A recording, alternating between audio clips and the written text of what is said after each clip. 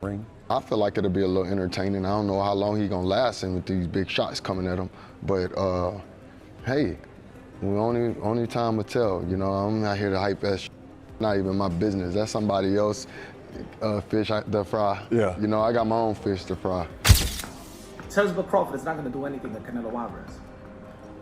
Terence Crawford, yes, he's good. He's a 4-division world champion, 2-division undisputed, but he couldn't even hurt Majumov. Is that they think that Canelo is easy work because of the fact that he's flat-footed and he just kind of like, he does basic, I would say.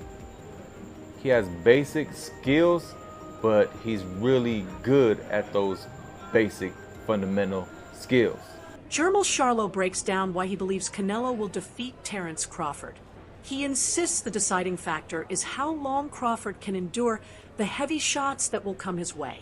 Charlo notes that Crawford is already climbing weight classes to face Canelo, making the task even harder.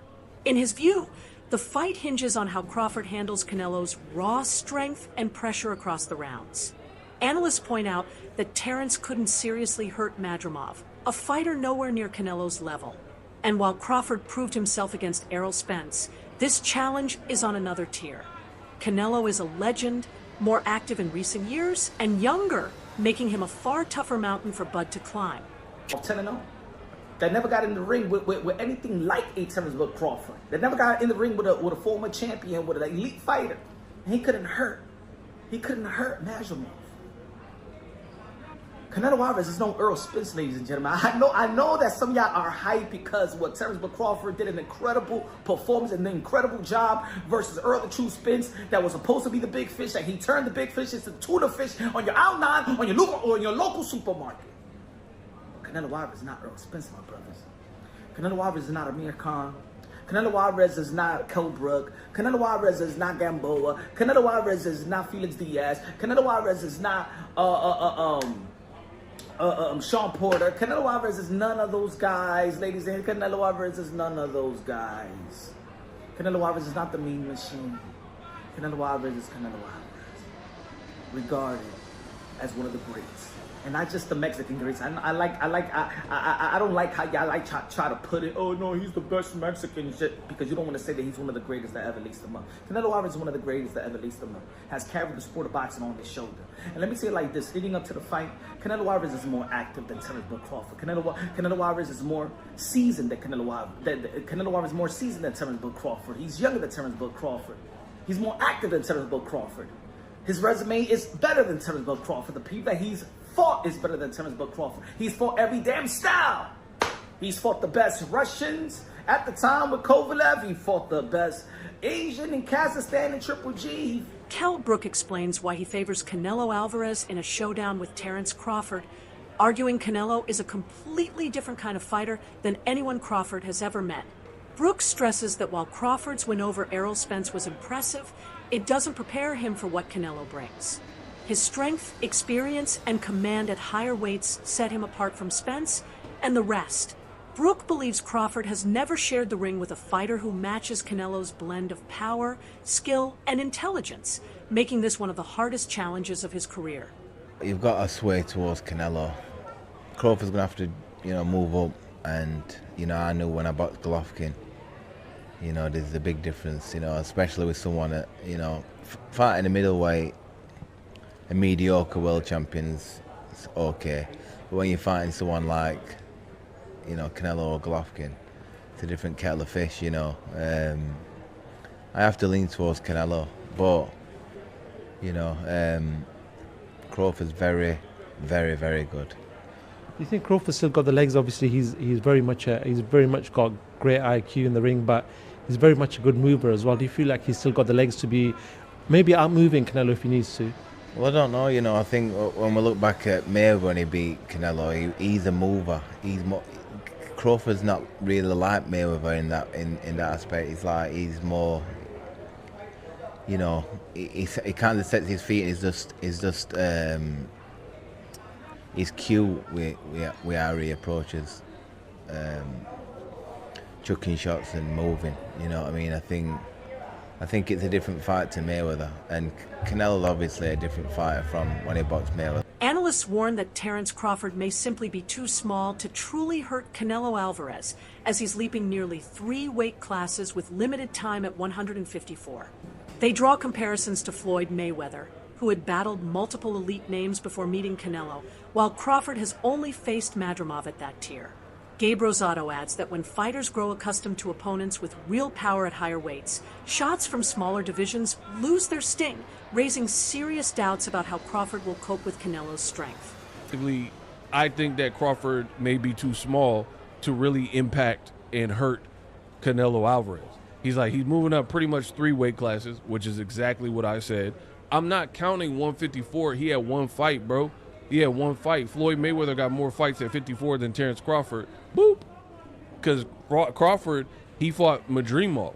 Floyd fought De La Hoya, Cotto, and then he fought Canelo at 152.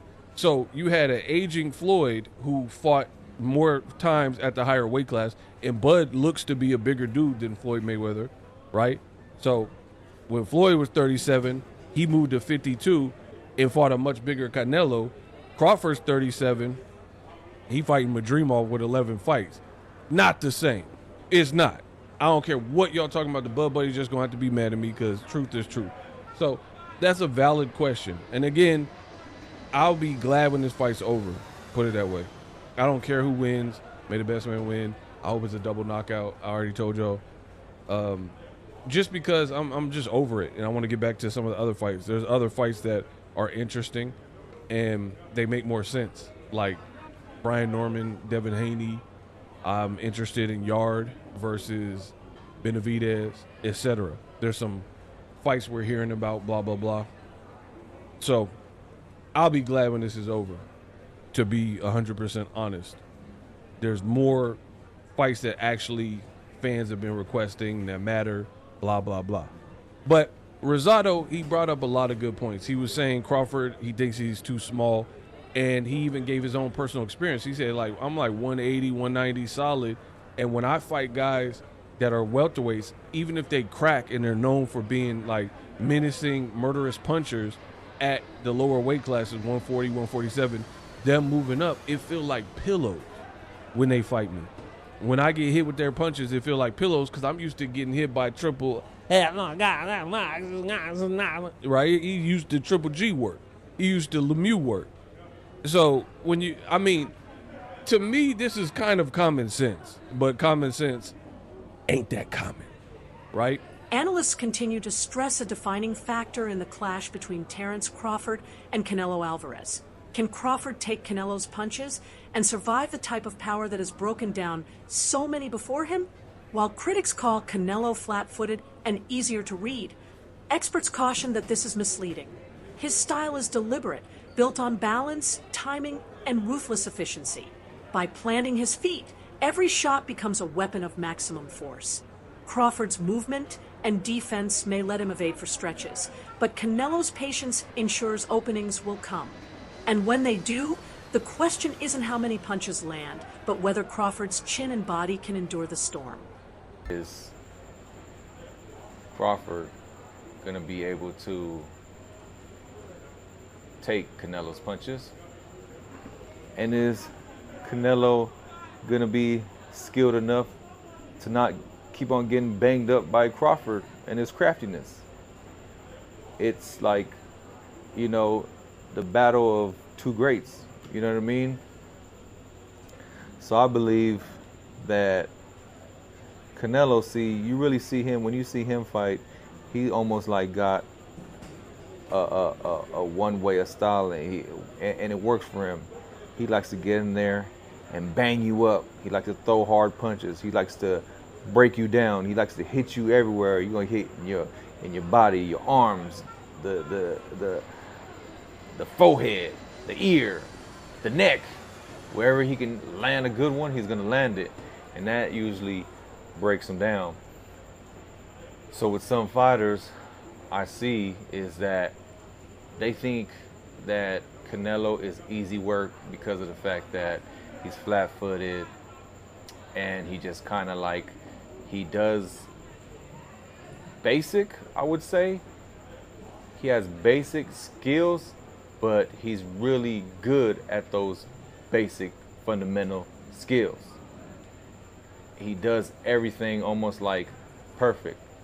But yeah, he's flat-footed, but you got to realize that he also has hell of a head movement and body movement. He understands and he's perfected at rolling with the punch thing. The night Terence Crawford dismantled Errol Spence is remembered as one of the most complete masterclasses in boxing history. Speed, accuracy, timing, defense, and a ruthless finishing instinct, Crawford displayed it all. He didn't just beat one of the best welterweights in the world, he made it look easy. For many, that was the night Crawford stamped his place among the greats of this generation. Now, his training partners insist he looks even sharper. They say his speed hasn't faded, his reflexes are still razor sharp, and his conditioning is at its peak. Despite his age, Crawford seems more focused, more refined, and more dangerous than ever. And for a challenge as massive as Canelo Alvarez, that evolution may be his greatest weapon. Sharper than ever, more dangerous than ever, and most importantly, he looks like the greatest version of himself. Now,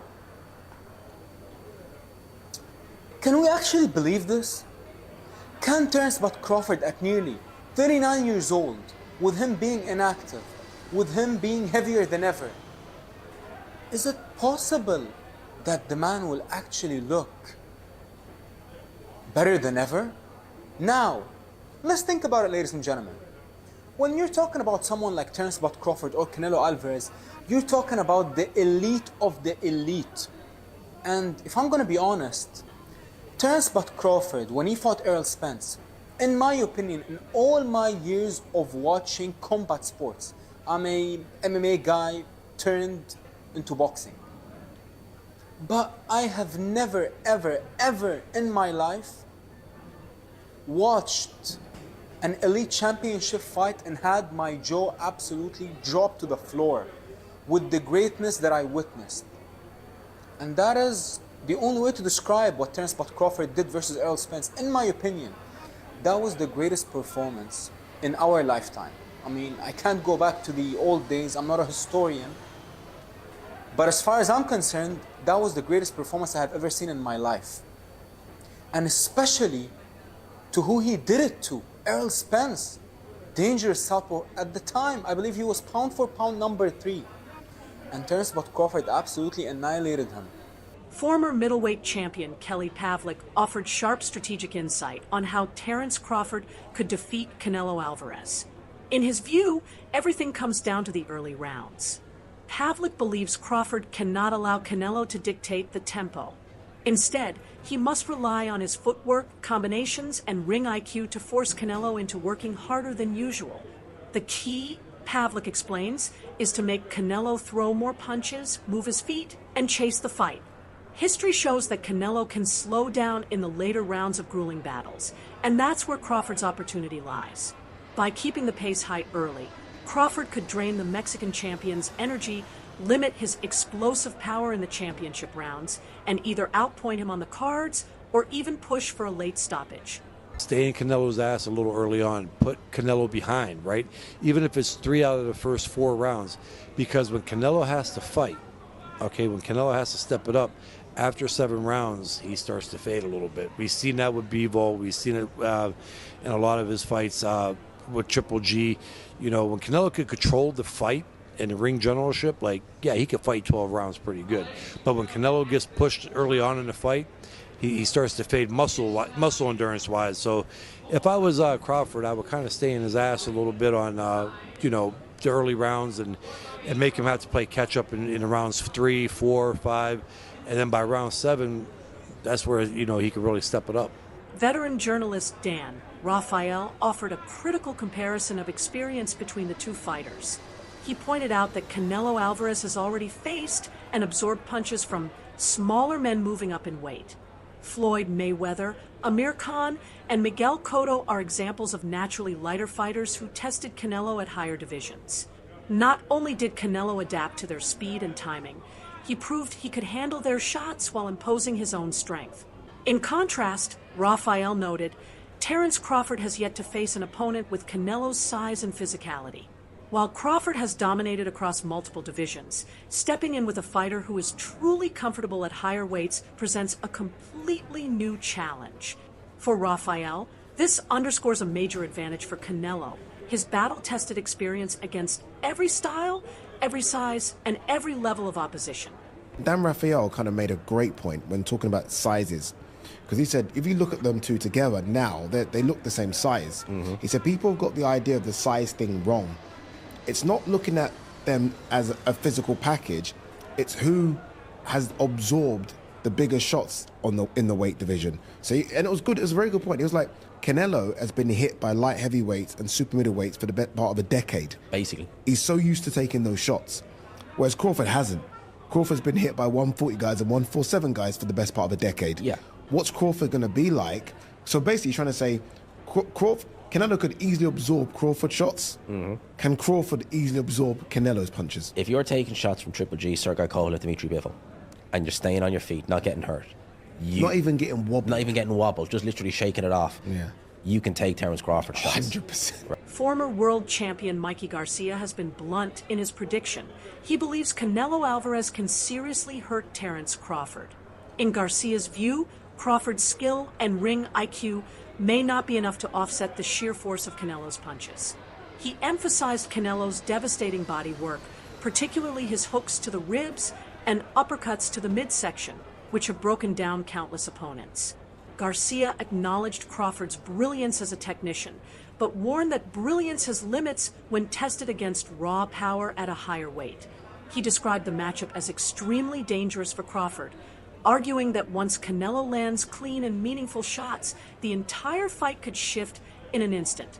Garcia's assessment echoes a growing concern among experts that the size and strength gap may simply be too great for Crawford to overcome. What happens when he takes a shot from Canelo? One of those uppercuts from Gia or those... He could get dropped, or he feels it enough to be like, fuck this, I'm boxing. And goes on the bicycle and turns southpaw for the rest of the night.